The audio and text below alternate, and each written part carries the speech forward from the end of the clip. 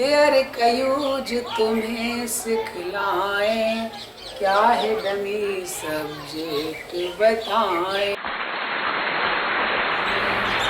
देर कयूज तुम्हें सिखलाएं, क्या है डमी सब्जेक्ट बताएं।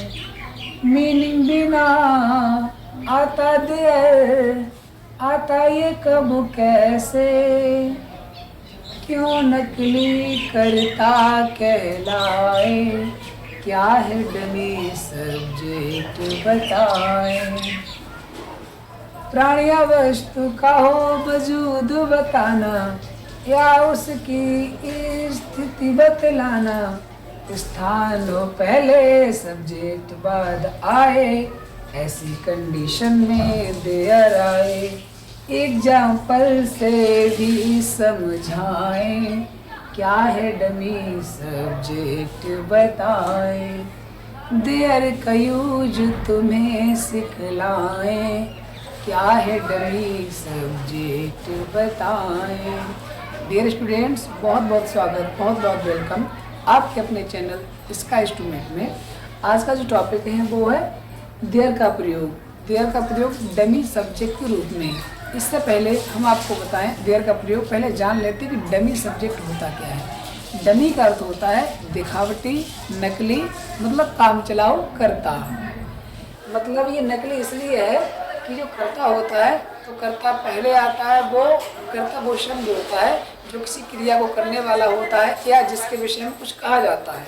लेकिन ये ऐसा करता होता है देयर कि ये केवल काम चलाओ इस वे में है, इस तरीके से है कि वाक्य का एक जो रूल होता है, सिस्टम होता है, उसको पूरा करने के लिए इसका यूज होता है। देयर का अर्थ कुछ भी नहीं लगाते हैं, तो इसलिए इसको दिखावटी कर्ता कहते हैं, नकली कर्ता कहते हैं, और इसी का मतलब होता है डमी सब्जेक्ट। तो इसका प्रयोग कब होता है? इसका प्रयोग होता है कि कोई व्यक्ति है, कोई प्राणी है, उसकी बस वजूद के बारे में बताया जाए, मतलब कोई चीज़ है या कोई चीज़ थी, बस इतना ही बताया जाए। जैसे हम कहें एक बिल्ली है, या एक कुत्ता था, एक राजा था, एक शेर था। इस प्रकार से जैसे कि स्टोरी शुरू होती है, पहली लाइन मोस्टली इसी प्रकार से होती है कि एक राजा था, या एक राजकुमार था, एक भेड़िया था, या एक टाइगर है, एक अध्यापक है। तो इस प्रकार से किसी व्यक्ति का, किसी प्राणी का या कोई वस्तु का केवल उसके होने का, उसके अस्तित्व का, उसके वजूद का उल्लेख जब किया जाता है तो ऐसी कंडीशन में देयर से वाक्य बनते हैं। एक बात तो ये सबसे इम्पोर्टेंट जो मैंने बताई थी, ऐसी कंडीशन में देयर का प्रयोग होता है। दूसरी बात, मोस्टली वाक्य, अधिकांशतः वाक्य इस प्रकार के वो होंगे जिनमें कि स्थान भी दिया होगा, और स्थान दिया होगा पहले, और जिस व्यक्ति या वस्तु की बात हो रही है वो बाद में होगा। स्थान पहले होगा और जिस व्यक्ति या वस्तु की बात हो रही होगी वो हिंदी के वाक्य में बाद आएगा, स्थान के बाद आएगा। तो किस प्रकार से एग्जाम्पल से समझते हैं। जैसे एक राजा था, इसमें स्थान तो है नहीं, एक राजा को उल्लेख है, बस एक लड़की है, एक लड़की का अस्तित्व है, वो जिंदा है, मौजूद है, बस इतना बताया जा रहा है। कमरे में दो मेहमान थे, यहाँ देखिए स्थान पहले आ गया और दो मेहमान बाद में। दो मेहमानों की बात हो रही है लेकिन स्थान पहले है, तो ऐसी कंडीशन में देयर का प्रयोग होगा। छत पर चार बंदर हैं, देखिए स्थान पहले आ गया, बात किसकी हो रही है? बंदरों की। तो बात बंदरों की हो रही है, लेकिन है कहाँ? छत पर। तो आप एक चीज नोट कर लीजिए, अगर कहाँ का प्रश्न हम करते हैं तो आंसर में जो प्राप्त होता है वो हमारा होता है प्लेस। प्लेस मतलब स्थान होता है। तो अगर स्थान पहले हो तो समझ जाइए ऐसे वाक्य देयर से बनेंगे। कमरे में इसमें कमरा स्थान हो गया, छत स्थान हो गया, स्कूल स्थान हो गया, स्कूल स्थान हो गया। आइए बनाते हैं वाक्य कैसे बनता है। एक राजा था, उसका हमने फार्मूला नहीं लिखा था, चलो यहाँ पे लिख देते हैं। इसका हो जाता फार्मूला देयर, और देयर के बाद उसके बाद लगाते हैं इज या आर या वाज या वर, मतलब कोई वर्ब लगाते हैं। इसके अलावा ही वर्ब हो सकती हैं।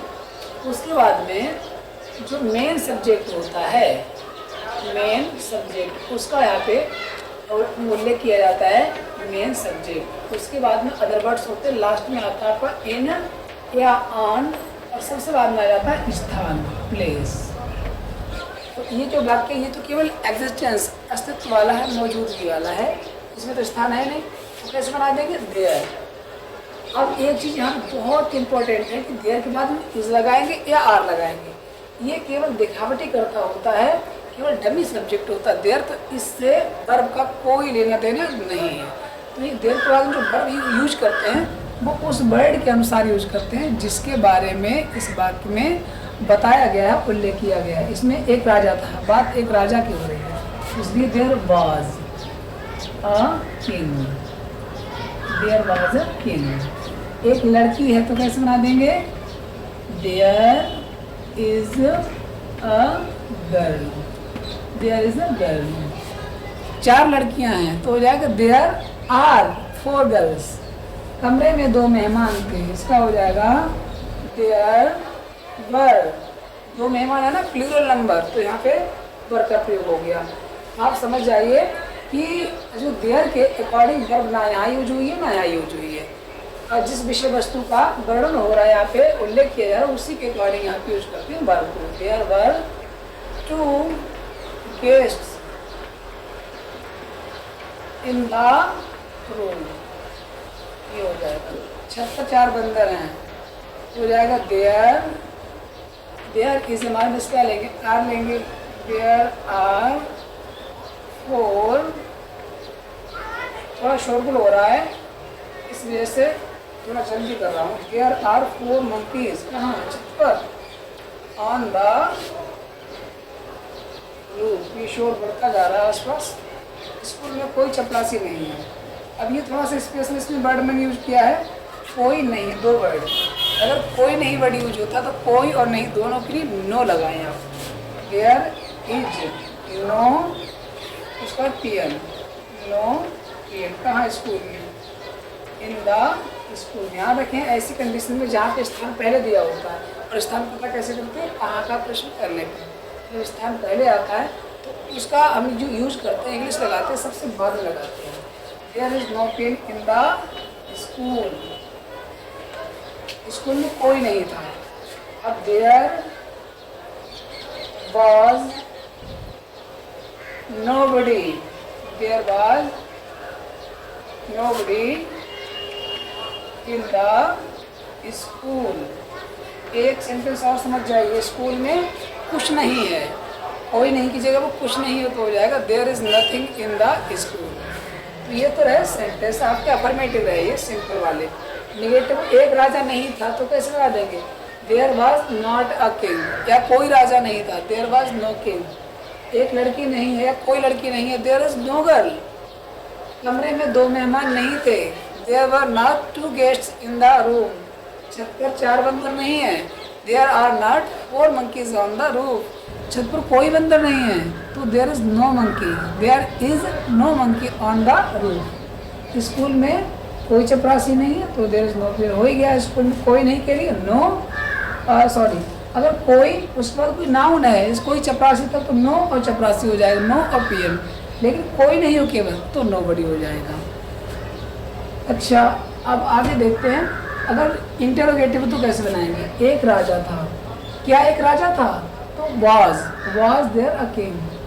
क्या एक लड़की है, इज देयर अ गर्ल।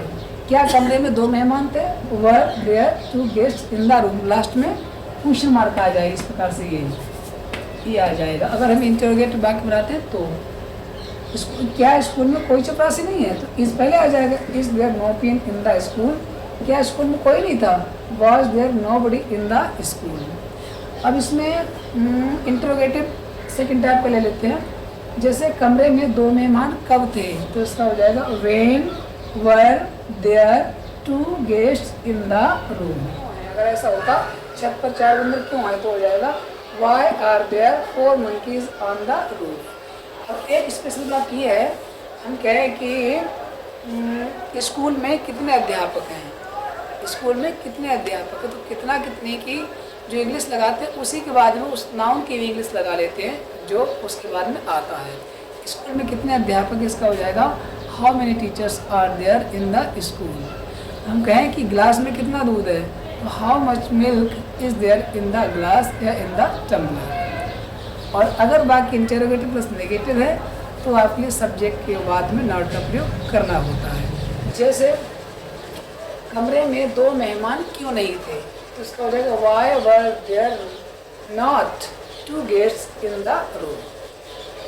तो स्टूडेंट्स, इस वीडियो में थे यही सिलेक्टेड कुछ सेंटेंस। हमने आपको समझाया एक गाने के अंदाज में, अपने अलग अंदाज में आपके लिए इंटरेस्टिंग बनाने के लिए, स्टडी के लिए। मुझे उम्मीद है कि आपके लिए प्रयास, ये मेहनत पसंद आई होगी। अगर आपकी वीडियो अच्छी लगी हो तो लाइक करें, और चैनल पे पहली बार आए हो तो चैनल को सब्सक्राइब करें। Thanks for watching.